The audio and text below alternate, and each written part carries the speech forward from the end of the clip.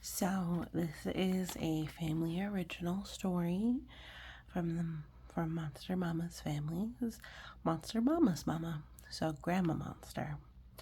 When Grandma Monster was a little girl, she was walking along inside of her home and she saw something that looked a little bit like a candy wrapper on the ground. She went over, she picked it up, and lo and behold, it was a living bat. Now, she was very young but didn't really know better. So she put it in an orange netting bag, the kind of bag that oranges come in, and she brought it in to show and tell at school. Now, obviously, something was not quite right with this bat, and do not handle wild animals.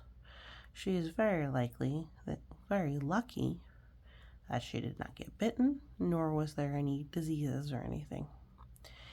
But she brought the little bat to show and tell and sat it down with all of the other items the other children had brought in. And the teacher asked little monster her, is that, "Oh, and what did you bring?" She says, "Oh, well, I brought a bat." And she's still not sure if the teacher wasn't listening or maybe just didn't believe her.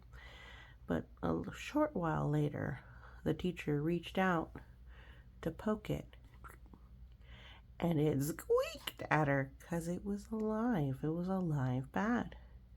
And the teacher screamed so loud, the principal came running from across the school to see who was being murdered, because surely there was something that bad going on.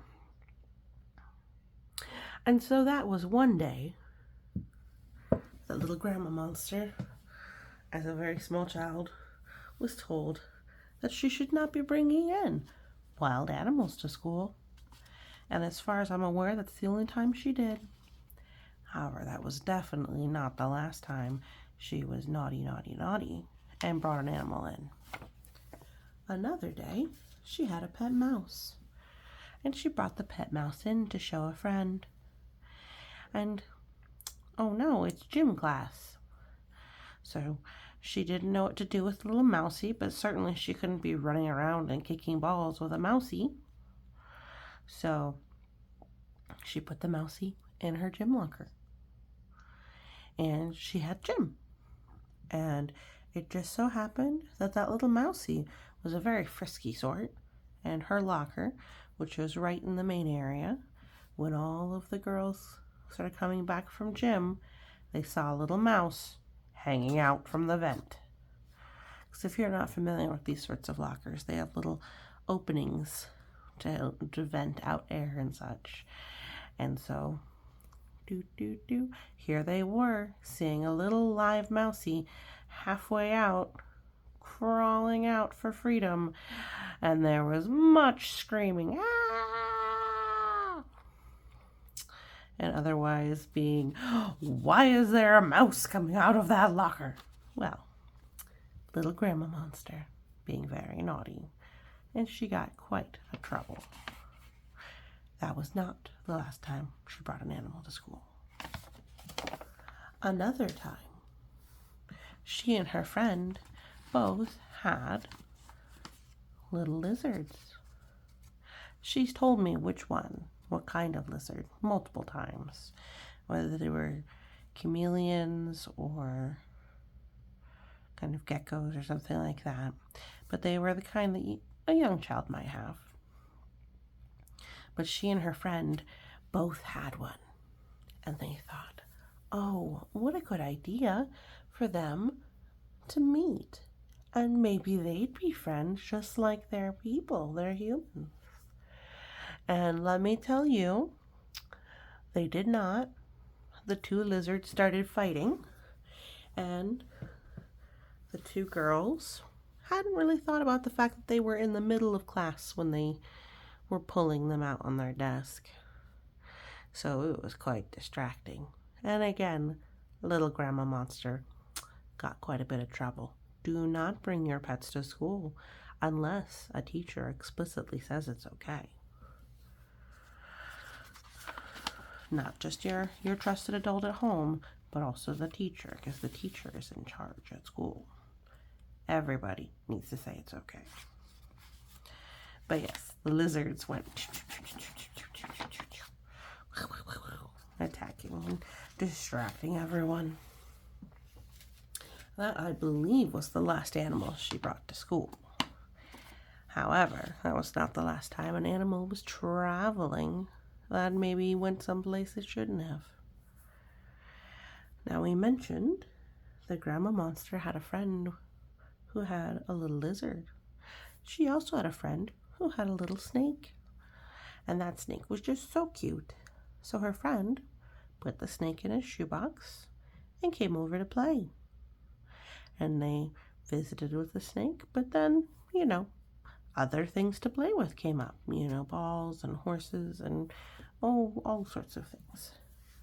So the two girls got to playing, and lo and behold, they came back to an empty box. The snake did not want to stay in the box. It crawled off, and they never found it. So for months, poor little Grandma Monster's entire family would have to check in shoes and in bedding and under pillows. And every time they reached into a drawer, would there be a snake? Who knew? Could there be a snake? Definitely. Sadly for the snake, they were remodeling part of the house, so there was a little bit of construction. So that's probably where the snake went, is it either got outside or maybe stuck in the wall. But they never saw the snake again. And Grandma Monster's friend, well, she and her family were quite put out that their pet snake was gone. And Grandma Monster and her family were quite upset that there was a snake somewhere in their house. Maybe, who knew? Indeed, not a great situation.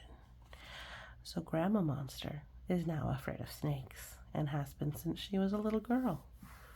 I think it's related.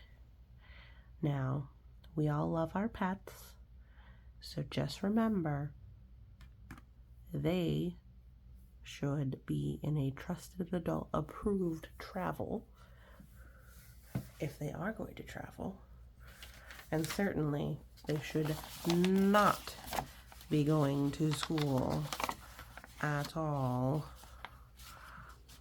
No, no, no. Wild animals, no touch. And our pets, they stay at home in their safe homes. Because who knows what could happen. But Grandma Monster was quite a lively thing. So I hope you enjoyed some of the stories we had for Grandma Monster. And you have a great day.